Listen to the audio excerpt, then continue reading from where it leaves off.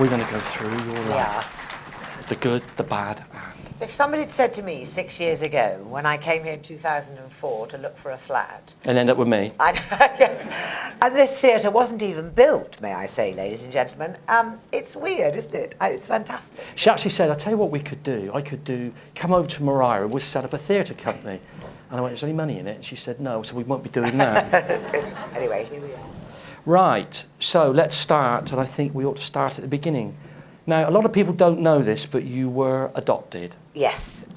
One of the reasons I wrote the book, Lost and Found, hence the title, is that I found my mother, and I talk about it in the book, and I talk about the story.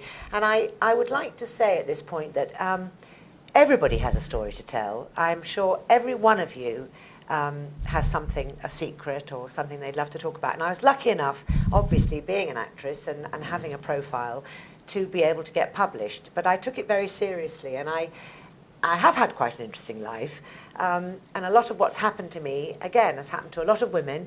And I really feel that I'm writing it for all of us, and hope that people gain insight and understanding and hopefully a bit of hope for anybody that's going through a bad time. It's not been a good life, has it?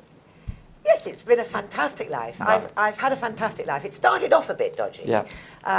May the 31st, 1948. That was the dodgy bit. Yes, I was born. And I was born Meredith Lee Hughes in Montreal, Canada. And I was illegitimate. And my mother, Marjorie Hughes, was the daughter of a Baptist minister and the local doctor. And yes, quite, in 1948 you didn't have children out of wedlock.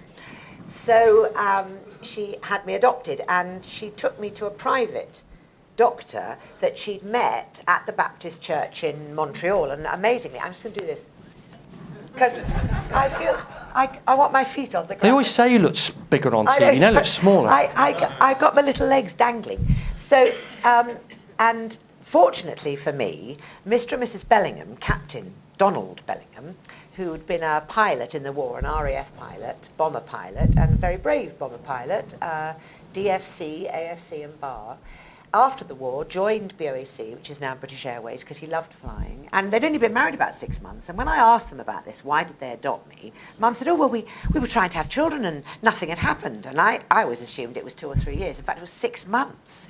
I said, for goodness sake, Mother, give it a chance. Anyway, they went to see Dr. Gordon, as he was so called, who said, well, strangely enough, I have a little girl that needs a home, and I know that her mother would love the child to go to Britain. And Mum went to see me, and I was in a big house. There were 8 babies, all of us illegitimate. And a lady from Yorkshire looked after us. And Mum arrived and was introduced and liked me and brought Dad in to see me. And Dad always says afterwards, oh, he said, you could see the actress. We stood at the end of your cot and a little hand went up and you went, and we fell in love with you. And what was great, of course, is that they brought me back to England, and to all intents and purposes, they'd had me out in Canada in the three years they were there. So nobody really knew that I was adopted, apart from very close family, and ultimately the midwife, because my mum then got pregnant with my sister Barbara, and then had my other sister Jean. But when she got pregnant with Barbara, of course, the midwife assumed that she'd done it all before, and it was only in the throes of labour that Mother had to own up, I've not done this before. And hence I arrived in the world. And I had the most idyllic childhood. So if we move on from there, then into school, Aylesbury Girls' School. Yes, that wasn't so idyllic. No, it wasn't. No.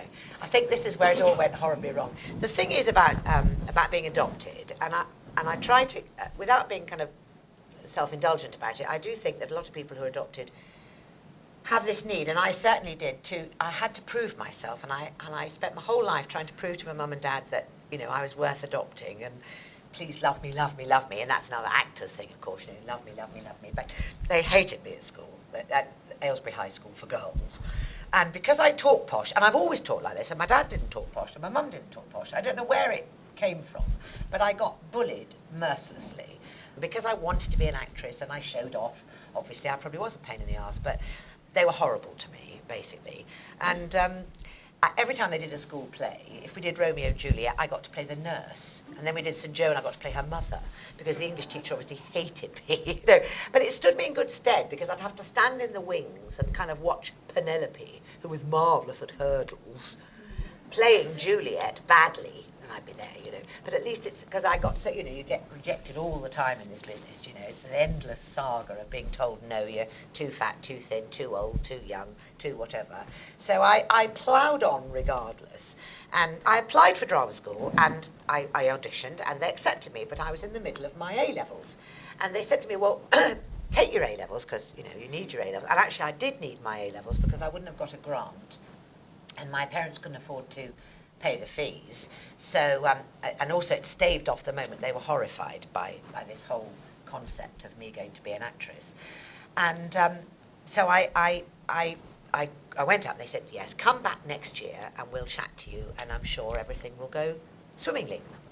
So I went back the following year and school had finished, you know, the exams, we were all waiting for our results, and I was at the Morehouse's jam factory bottling marmalade. Doing something rather posh. Oh, yeah, quite posh, because I was on marmalade, the way you are, watching these rows of jars. Dear God.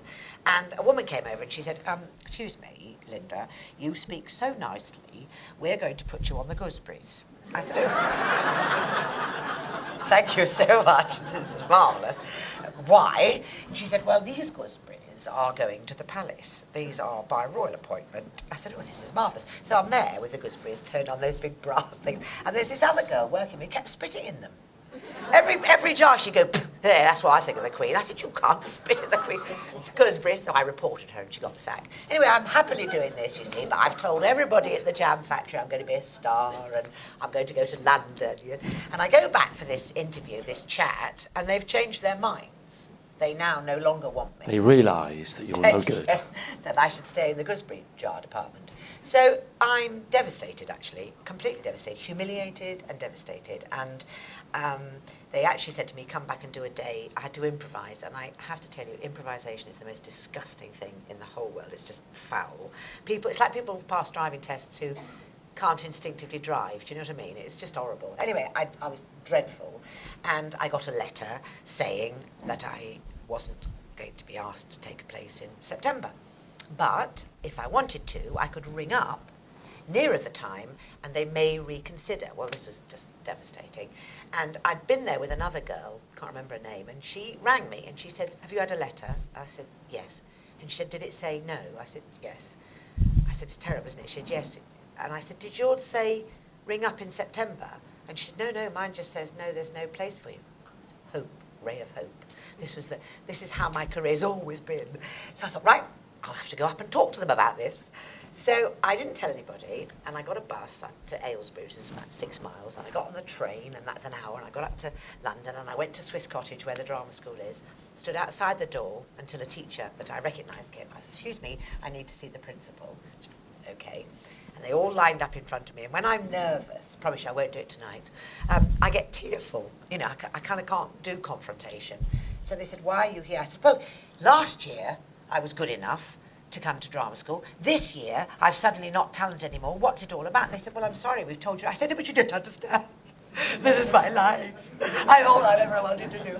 And they said, well, all right, gave me a tissue, calm down. Well, I'm very sorry, there's nothing. Oh, anyway, off I went. Cried all the way home in the train.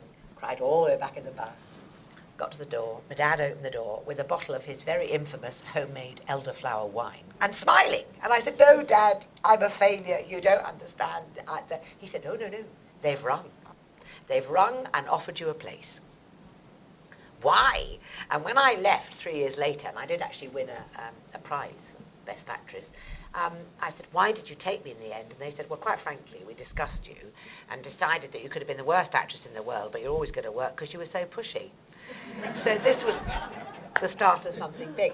But I should say here, just to set it up in terms of the book, this whole thing about not being pretty enough and not thinking well of myself has gone through, in fact, my career.